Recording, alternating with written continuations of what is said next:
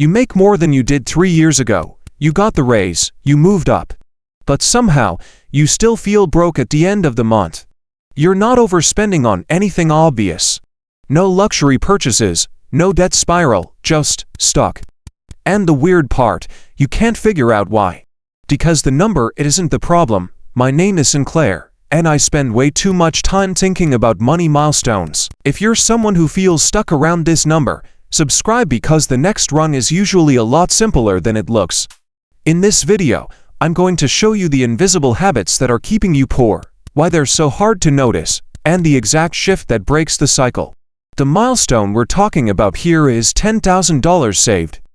Not earned, saved.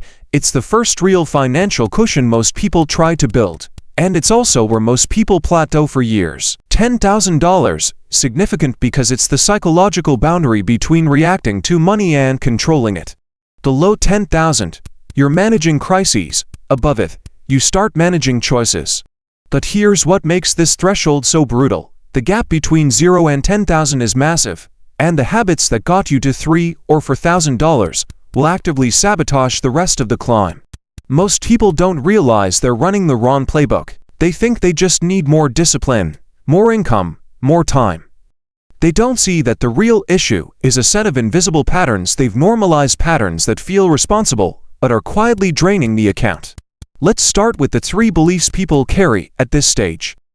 First, I'll save more when I earn more. This is the most common trap. You assume the problem is income, so you wait for the next promotion, the next bonus, the next gig. But when that money arrives, your baseline expenses mysteriously rise to meet it. You upgrade your apartment, you buy nicer food. You justify small conveniences. The gap between income and spending stays the same, so savings never accelerate. The belief sounds logical, but it's backwards. Savings don't come from earning more, they come from widening the gap.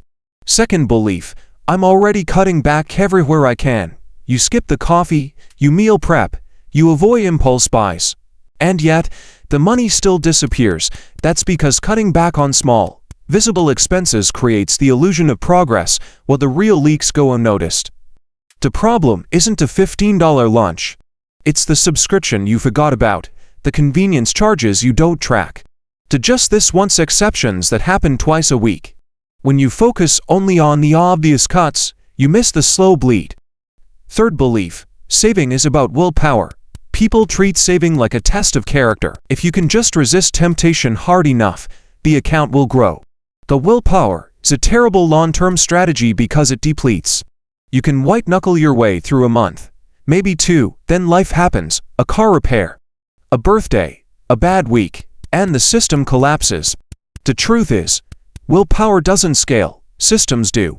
If your savings strategy depends on you being perfect, you've already lost. Let's break down the math so you can see where the leak actually is. Say you're bringing home $4,000 a month after taxes. That's $48,000 a year, which sounds like enough to save. Here's how it usually plays out. Rent or mortgage, $1,500. Car payment and insurance, $400.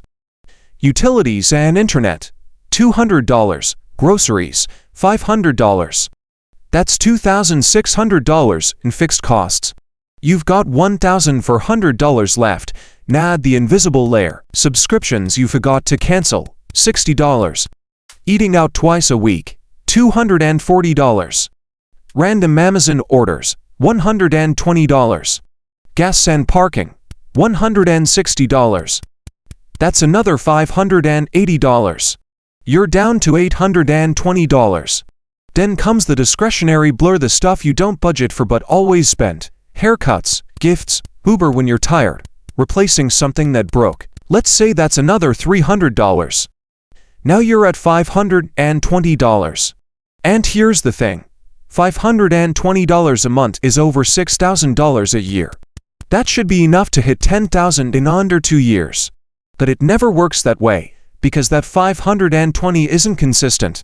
Some months is $200, some months is $0 because an unexpected expense wiped it out. The real issue, it isn't the big categories, it's the lack of a forcing mechanism.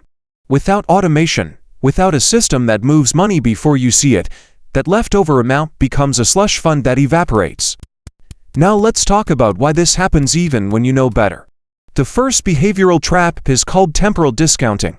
Your brain values money today far more than money 6 months from now, so when you see that $500 sitting in checking, your brain doesn't register it as future security.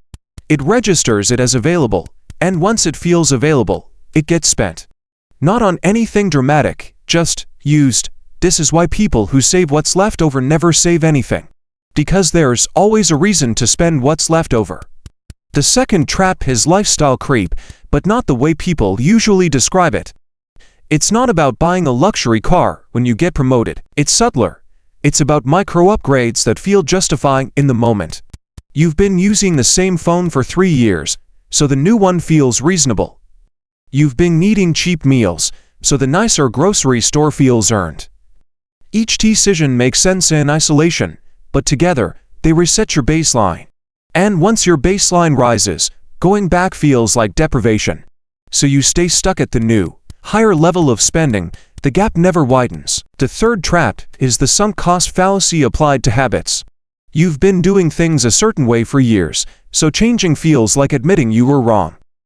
You don't want to automate savings because you've always done it manually. You don't want to track spending because you've never needed to before. But the method that worked at $2,000 saved doesn't work at $8,000. The game changes, but people keep playing the old strategy out of inertia. Think of it like a flywheel. At first, it takes enormous effort to get it moving. But once it's spinning, momentum does most of the work. The problem is most people never push hard enough at the start to generate momentum. They push a little, stop, push again, stop. The wheel never builds speed.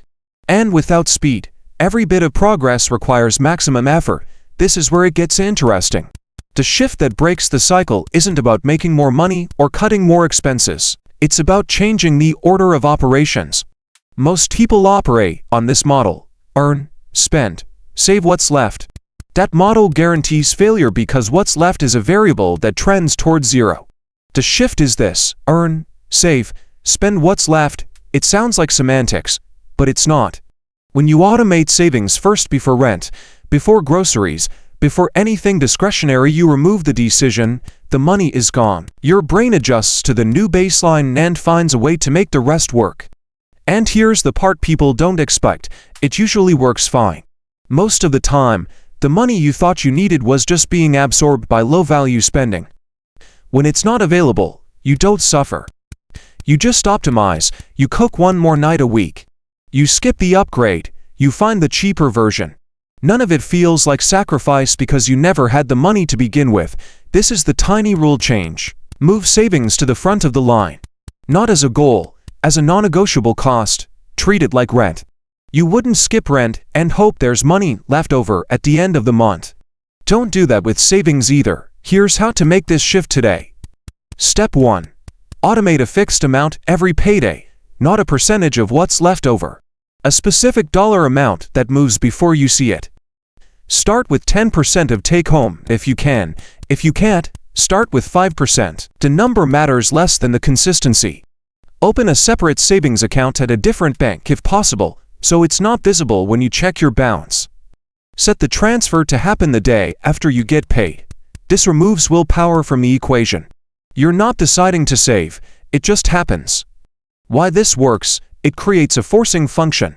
The money isn't available to spend, so your brain stops counting it as part of your budget. Step 2. Track your non-negotiables separately from your discretionary spending. Non-negotiables are rent, utilities, debt payments, insurance, things that don't change month to month. Discretionary is everything else. Most people lump it all together and feel overwhelmed. When you separate them, you can see exactly how much room you actually have. And more importantly, you can see where the leak is. Use a simple spreadsheet or even a notes app. Write down every fixed cost. Subtract that from income. What's left is your discretionary budget. Now you're working with a real number instead of a vague feeling. Why this works: clarity kills the cognitive load. When you know the exact number you have to work with, decision fatigue drops. You stop second-guessing every purchase. Step 3. Build a spending gap audit once a month. This is a 15-minute exercise. Pull up your bank statement. Ignore the big stuff you already know about rent and groceries. Look for the recurring small charges, subscriptions, fees, delivery charges. Anything under $20 that repeats, add them up. You'll probably find $200 to $300 a month in stuff you either forgot about or underestimated. Cancel half of it, not because you can't afford it, because it's not adding value proportional to the cost. This isn't about deprivation, it's about reclaiming margin. Why this works: small leaks are invisible until you aggregate them. Once you see the total, the decision becomes obvious. You're not giving up something valuable, you're cutting waste. Let's recap. The habits keeping you poor aren't dramatic. They're invisible. Here's what to remember. 1. Earning more doesn't solve the problem if the gap between income and spending stays the same. 2. The real leaks aren't the big purchases, they're the small, recurring charges you've normalized. 3. Willpower doesn't scale, but systems do. Automate savings before you can spend it. 4. Your brain will always find a reason to spend what feels available. Remove availability. Remove the temptation. 5. The shift from stuck to growing is almost never about addition. It's about subtraction and reordering. The milestone isn't $10,000. It's the moment you stop reacting to money and start controlling it. If this helped, subscribe. Next video, the milestone after this one.